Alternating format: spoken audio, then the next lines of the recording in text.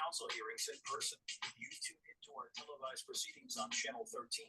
Now you have the chance to listen to us on the radio as we demystify our work and the people who do it. This is not a council hearing. This is Hearing the Council with your host, Josh Gibson.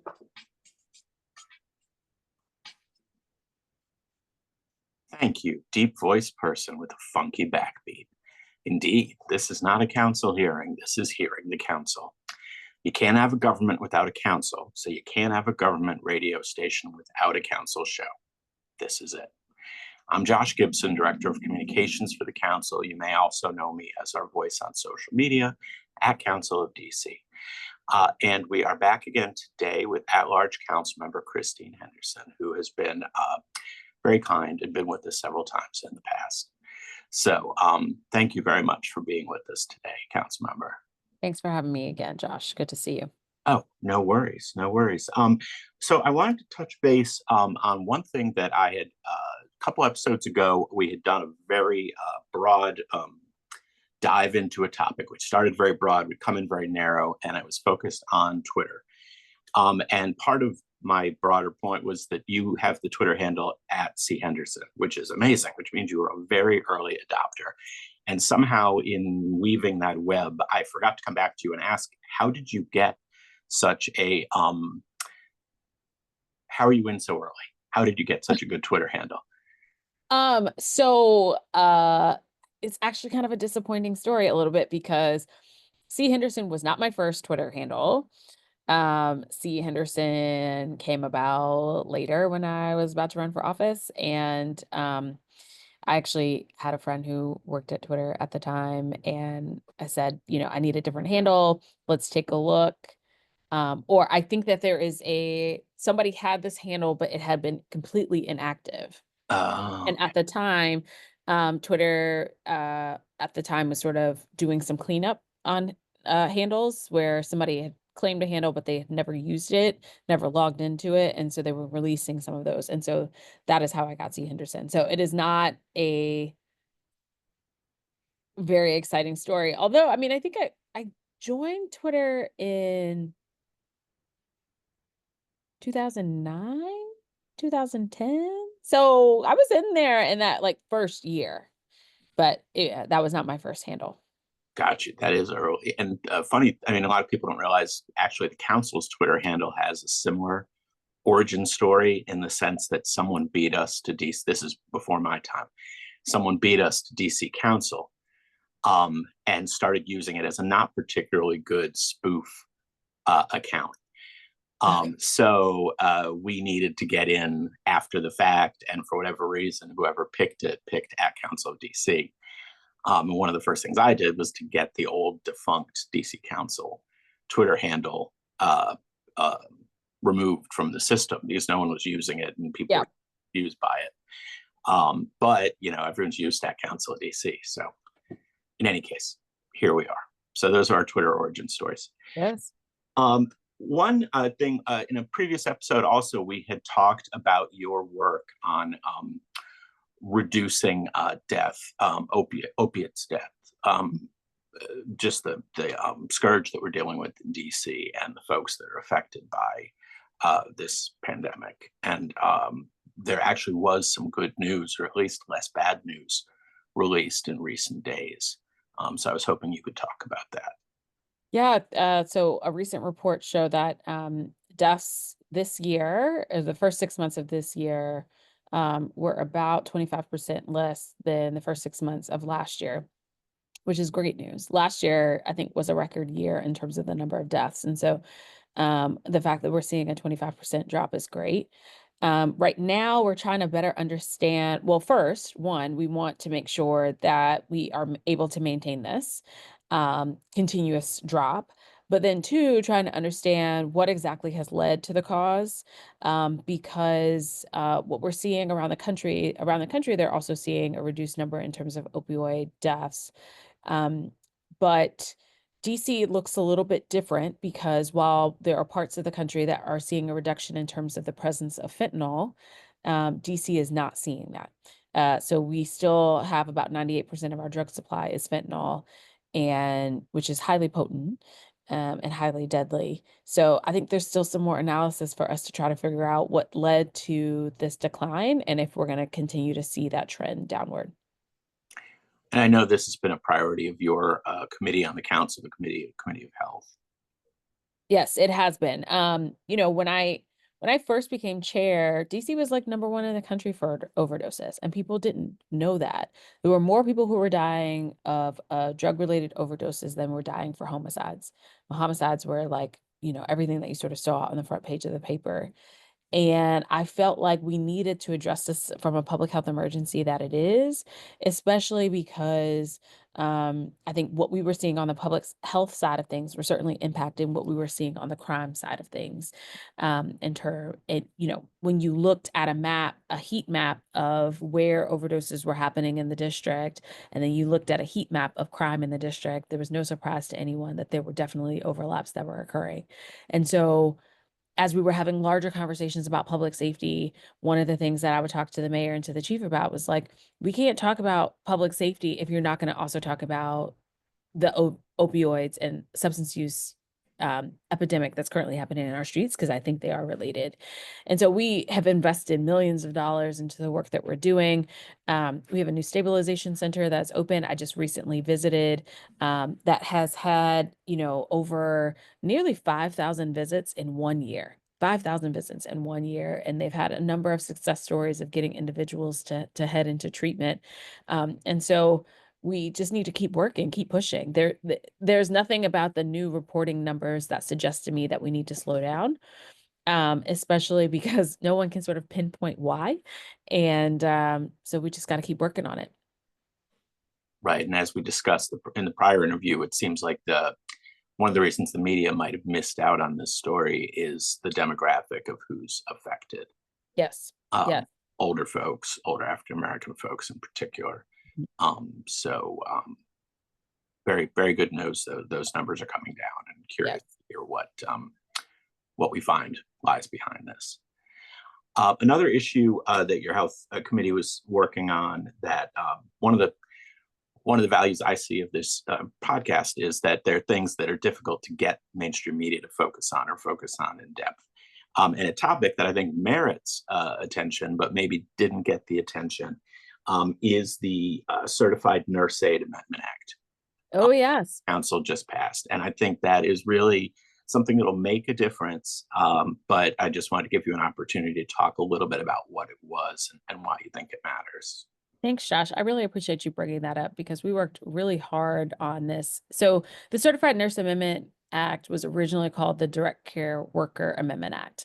And for those who are listening who don't know what a direct care worker is, a direct care worker are individuals who work with either seniors or persons with disabilities in sort of daily interactions. So it could be a home health aide. So that's somebody who comes to your house to help you get dressed, to help you eat and take your medicine, just sort of daily life care. And then it could also be a certified nurse assistant, who is somebody who either works in a nursing home or works in a skilled nursing facility. So a skilled nursing facility is something like if you had a major surgery and you need a place to recover, but you don't need the level of acute care of a hospital, you might go to a skilled nursing facility. So these are, again, folks who, it's backbreaking work, in my opinion, because you're dealing with folks who may not be able to use the restroom for themselves. And so you're having to lift and move folks to a shower and those kinds of things. And anyway, what we had saw post-pandemic is that the number of home health aides and certified nursing assistants that we had licensed here in the district had declined. Which was a problem because at the same time, our number in terms of seniors who wanted to age in place in the district was also increasing. And, I have seniors who want to age in place, but they might need somebody who to come in and help them, a few times a week or for certain hours of the day. And so we decided to sort of unpack this and look at this further, especially in sort of the care economy space where you have individuals who are making hourly wages, some of them minimum wage, but they're doing this very big work of like essentially taking care of people. The parallel to that conversation would be what we did a couple of years ago with early childcare workers, who again were making minimum wage, but yet had this very incredible responsibility of taking care of kids in their most vulnerable times, as well as when their brains were forming. And so it's a very important time that we got quality folks who are in there. So the certified nurse bill does a couple of things. So the biggest is it raises the minimum wage for folks in that professions, which I think is super important. And then the other big thing that it does is streamline the licensing requirements. For becoming a CNA or becoming a home health aide here in the district. And it also makes it, I think, easier for someone who might be licensed in one of these professions in Maryland and Virginia to be able to serve clients here in the district without additional paperwork and like a long, arduous process for us to be able to do that. So we got to fund it. Always got to find funding. Yep. I'm glad that we were able to move it along. Another thing that we did in the health occupations bill that we did earlier this year that was included in the original CNA or the original direct care worker bill was to lower the age for certification for CNA to 16, because we actually had a number of LEAs here in the district who wanted to offer certified nursing assistant coursework that would enable somebody to be able to graduate fully licensed, which I think is fantastic to be able.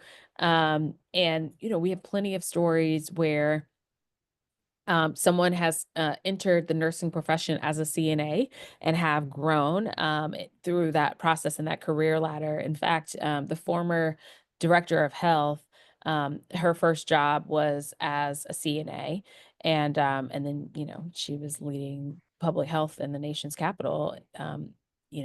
Right after COVID. So it really is, I think, a game changer. So we were able to pass that earlier, and I'm excited to see what the graduates from those efforts.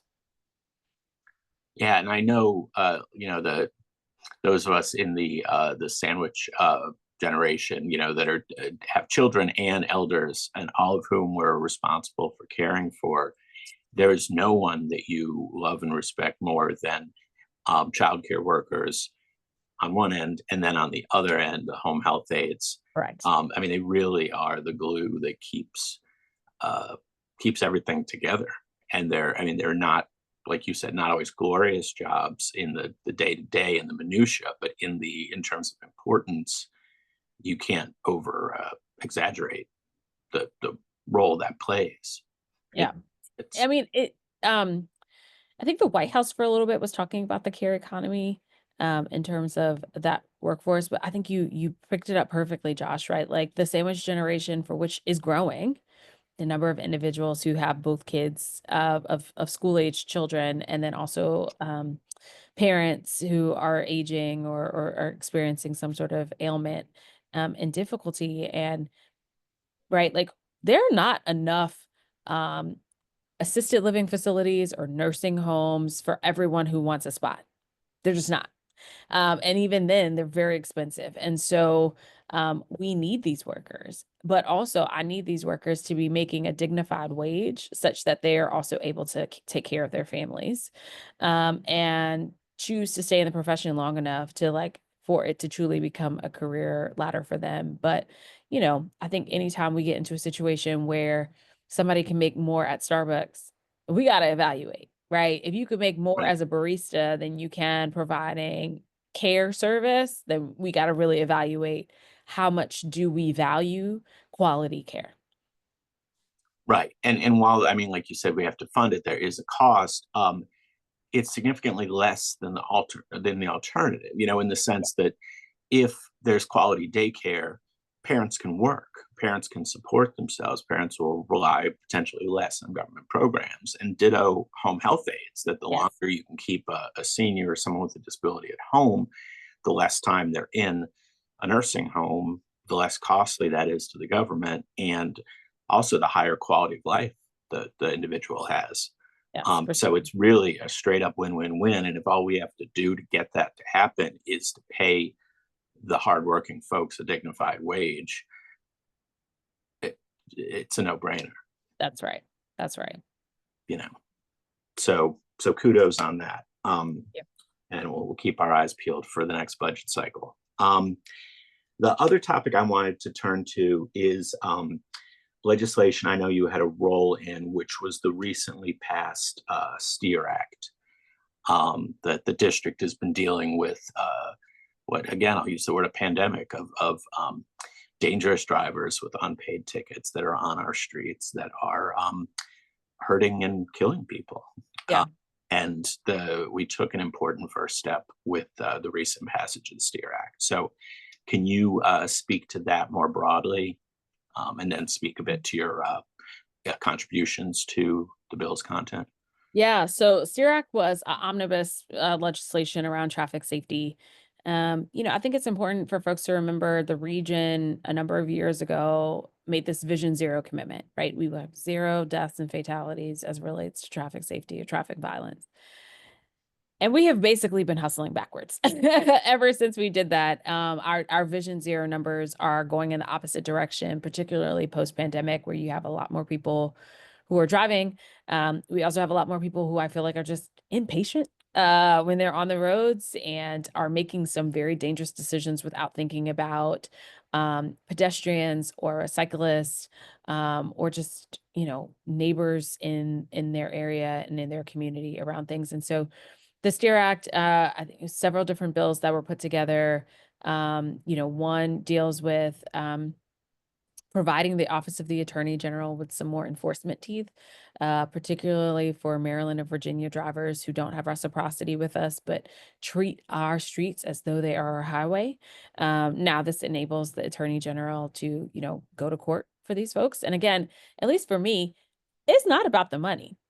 But if it is money for which will encourage you to slow down, fine, by all means, right? At the end of the day, I don't want people to have millions of dollars worth of tickets or hundreds of thousands of dollars worth of unpaid tickets. I want you to slow down. Another part of the bill, which didn't go into effect on October 1 because it needs some additional funding, was around a point system. So I think we have to have a conversation in the district if automated traffic enforcement is going to be our main focus or our main form of traffic enforcement. How do you add more teeth to that system beyond just a ticket? So if you are speeding, for instance, and you are pulled over by law enforcement, not only do you get a ticket, but depending on how fast you were going, you also get points on your license. And I think most people know, right, as you accumulate points, that definitely impacts, 1, your insurance, and 2, it could lead to you losing your driver's license, being suspended or otherwise for things. There is Arizona, Phoenix, they use automated traffic enforcement, and they've added points to their ATE system. So has Chicago. And so this bill contemplates doing that for the egregious speeding violations that occur here in the district. And let me just also say this, because I had a friend who told me this yesterday, right? You don't get ATE tickets in DC for going 1 over the speed limit, right? That's always a tall tale. So I was only going 1 over. Nope.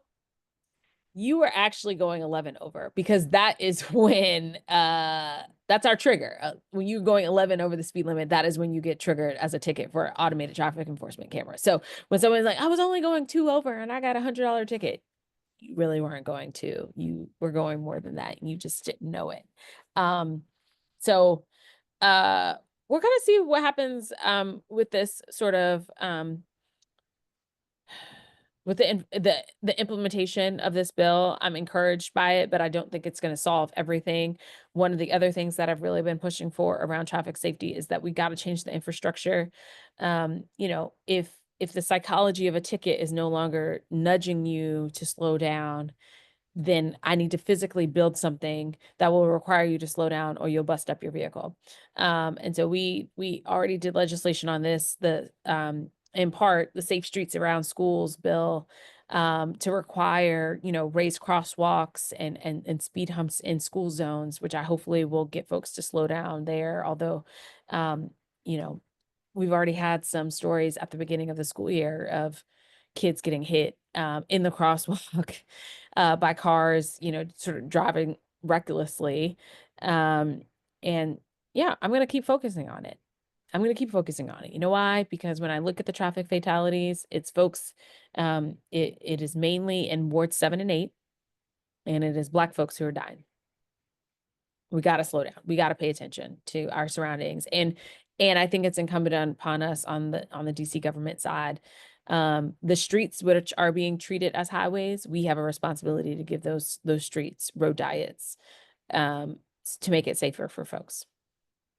Right. It's just such a complex issue, in particularly I think in America, where like driving a car is seen as a right and a privilege kind of simultaneously, and we're sort of right at the intersection of that. And I think when they ask folks like, oh, how do you think you are as a driver, I think everyone thinks they're like a slightly better than average driver, like average or slightly better than average. And everyone else wants everyone else ticketed because they're causing hazards, and endangering life. But oh, that time I was doing it, it's that one road that's kind of weird, and I was we got to break through that, and we got to understand that there's real impacts to these what seem like small decisions. That's the thing. One of the things we talked about with the health department, because in other jurisdictions around the country, their Vision Zero work is actually out of their public health department. And so I think that's kind of interesting because ours is in the Department of Transportation. And I'm not saying that's incorrect. What I'm suggesting is when other jurisdictions are doing marketing around Vision Zero, they are really doing some interesting and innovative work to show people what the impacts of going 30 miles an hour can do to a body, right? And a body of different sizes, right? Because what 30 miles an hour can do to a 36-year-old perfect health or good health person is very different than what going 35 miles an hour can do to a 9-year-old body. And I don't think a lot of people realize some of that. And of course I get pushback where people say, well, you're focusing on the cars, but what about the bikes that, aren't following the traffic laws and things like that? And I don't think that people all have a full understanding of what actual traffic law looks like for bikes, which is very different from cars.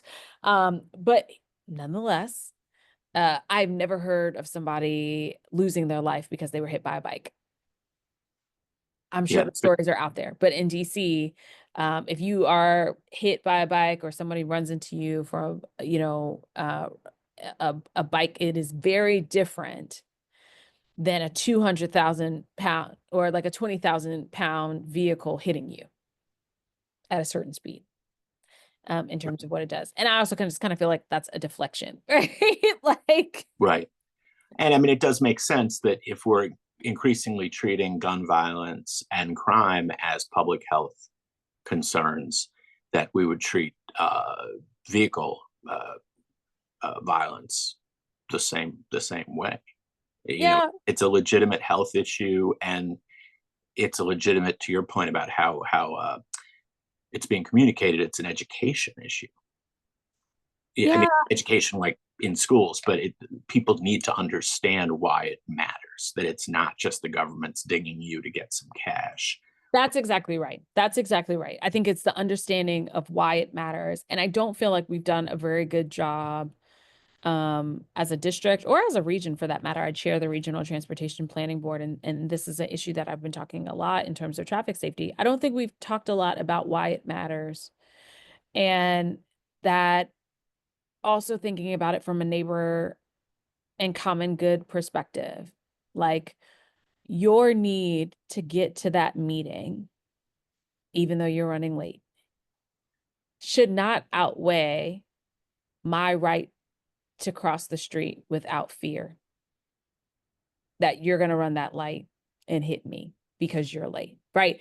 We have to sort of do those like plays around higher order of the common good, and just in general, what do we want our community to kind of be? And every time we hear a story about like it's walk to school day and a kid and their dad got hit in the crosswalk on walk to school day because somebody was not paying attention. And it is those types of things where I want folks to hold on to those outrage, because I feel like sometimes just in general, we have so much coming at us that I always laugh when I'm reading like the comments on Washingtonian problems. I know you shouldn't read the comments, but I do read the comments. But I'm reading the comments on Washingtonian problems where on one day, you know, you hear about a kid and their dad being hit and everybody's like, that guy shouldn't be on the streets. And, you know, we got to do something about this and folks need to slow down. Like, you know, everybody's outraged. And then the next week, when there's an article about unpaid speeding tickets, everybody's like, oh, DC, y'all are just greedy. Yeah, I mean, what Nobody is connecting the two at all, right? There's just this disconnect that occurs on that. and that's the challenge of public service, is that, you know, if you go to one group of advocates and you think you solve one problem, you may, but then you're on the flip side, you're creating another problem, you know, and you know, traffic cameras are technically race blind, which certainly traffic stops are not race blind. So like that's Right. solved a problem, you know, but then obviously it creates a ton of other problems. That's the joy and the struggle of writing policy, you know, is that you can't keep everyone happy all the time, and it's just perpetual balance, and you move the you know, the goals forward on one thing, but then, oh geez, that had an unintended impact that moved them backwards on another thing. Yeah. So you're constantly iterating and trying to get where you need to be. I mean, I know one of the challenges is that vehicles are ticketed by cameras. Drivers are not ticketed. Vehicles are ticketed because you technically don't know who is driving the car when it happens. That's true. But I also think that if you are lending out your vehicle, you should be perhaps using a bit more discernment in terms of who you're giving to. Now, that's lending, right? And another thing that the Steer Act does take care of is, you know, we'd heard from constituents who their vehicle might have been stolen and accumulated a bunch of tickets. And so there was no mechanism for those tickets to be forgiven or to be wiped from their record. And so this essentially says, like, if your vehicle is stolen, you are not responsible for, you know, the speeding and all of the things that occurred while it was not in your possession. Right, right. That makes sense. There is also, and in the cost, is the cost substantial? The cost of implementing the new point system related to the cameras. Do we think that's something that probably will get funded in the next budget potentially, or is it a big lift? It's not as big as some of the other things that I've worked on. So I think that we can get there. It's just also like there also has to be alignment in terms of implementation. And I just always hate that when we talk about traffic safety, and the need for more mindfulness on our roads, people automatically are saying, oh, you're just anti-driver. No, I drive. I bike, I scoot, right? I walk, I do all of the various modes of transit. I'm not anti-driver, I'm anti-death and fatalities. And yeah, I think so much of this job is around like constantly trying to nudge people to do the things that we want them to do and for them to think that it was their idea in the first place. Right. And I mean, every right has limits, and you know that's part of the American joy of American democracy is how far, you know, if it's the right you care the most about, you want to push it all the way to the edge. You know, you don't want to, but you feel the need to defend it to the edge because it's such a fundamental right. And if you're not an advocate for that, you're like limit, limit, limit, limit, limit, and finding that balance is the struggle. Yeah. Okay, well, I think, let me see what time it is. Yeah, I think we want to pivot to the fun round. Okay. And I'm running out of fun rounds. You all have been very generous and have sat for a lot of interviews. So this is just kind of a classic dinner party icebreaker kind of thing. Okay. So I want to hear your desert island picks for entertainment. And you can pick any of these or all of these. Movie, TV show, book, song, album, food, you name it. What are your go-tos? I did ask some council members this back during COVID when everyone was stuck at home, what people were turning to. But which of those brings you joy, brings you solace, is the one you would take to a desert island The one I would take to a desert island. in Um, any of those categories? oh man, I probably would take a book. But I mean, what book? What book? What What book? movie? What But TV okay, show? so here's the hard part, right? You know what? I'm gonna change because I feel like if I'm stuck on a desert island, I'm not gonna just want one book because I will have probably finished that book within a week. And therefore then I finish it and then I'm bored. And I'm not gonna read it 6 or 7 times because there's only so much you can do in terms of interpretation around those Yeah. things. But if Um, you get one of each, you get one of each. Let's say, oh, one of each. what are your go tos? I guess is another way of phrasing that. Like, Okay, let's go with well, so on TV, I'll tell you the series that I actually went back and I'm watching again, which is Madam Secretary. oh, okay. Um, Still good. It still holds up. There's some shows where you go back and you revisit and you're like, "Yeah, okay, Yeah. this was great in the moment, but it's not." Um, it has like the right amount of like drama, politics, policy nerdiness, and good acting to like keep my attention. So I would take that. Um, or The Gilded Age. That's also Okay. one as well. I like period pieces and um that has the right amount of like high class shade. Have you watched Gilded Age? I haven't. I haven't. Oh, so you can't fully appreciate what I'm But giving. I feel like my wife might have. So I think it's in the universe. It's in the universe. Okay, well, I mean, they're coming back, so that's great. Okay. Um, and then I would also say then The Voice, because it is like my favorite of the reality music shows because they actually have good talent on The Voice. Mhm. Unlike, I cannot say the same for American Idol. Which So is interesting because I feel like American Idol has created more recording stars than The Voice has, which doesn't make a ton of sense. But that's true, but like in its early years, like tell me the last like yeah, it's been a recent while for person. all of them. It's been a while.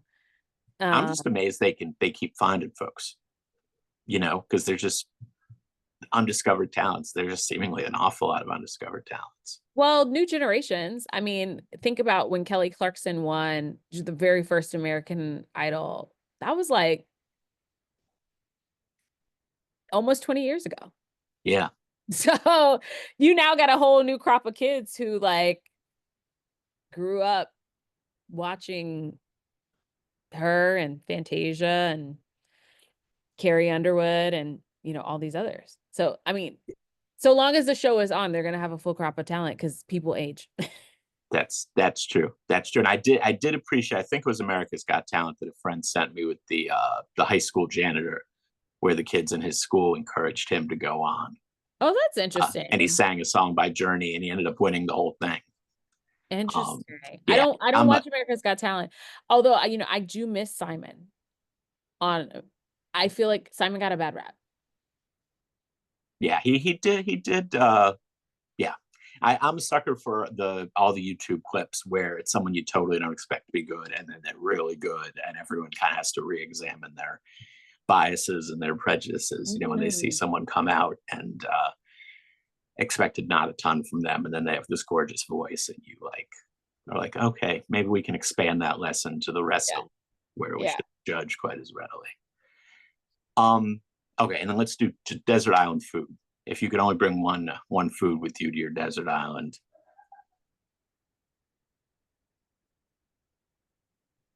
I say apples. Really? An apple a day keeps the doctor away.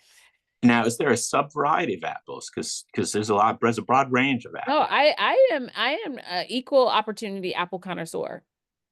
I like Pink Ladies, I like Gala, I like Honeycrisp. It's fall out, so this is the perfect time to like dig in on all the varying apple varieties. But Yeah, I pick apple because apples, in my opinion, you don't need them to always be cold, so they're good for a desert food, unlike say strawberries, which they would yeah. give out after a while, or bananas they would give out after a while. So I feel like apples is probably like the sturdiest consistent fruit I can offer. That's true. And I live in Adams Morgan, and we have our annual Apple Festival coming up, and the farmers market brings rare and quasi-extinct apple breeds. So you can try these crazy apples that used to be a big deal 100 years ago. Oh, wow. I didn't know that they did that. I mean, Yeah. when do you know when that is? Yeah, I'll close the loop with you offline. I want to say Cool. it's 2 weeks from now. Oh, yeah. Weekend. But Amazing. and they have an apple pie contest. It's a whole thing. Yeah, but hopefully we're not all going to have to move to a desert island. We're going to see how things go in the next few weeks. But Yeah. otherwise, Won't we all? start pack. So, all right. Well, thank you once again, Councilmember, for being generous as always with your time. I'm so grateful whenever you all come on and do an interview. So thank you very much. Thanks, Josh. And listeners, remember to subscribe to our podcast on SoundCloud or wherever you get your podcasts. Just search under Hearing the Council. Thanks again for joining us. Tune in next time. We're on DC Radio at 96.3 on your FM HD4 dial or at dcradio.gov.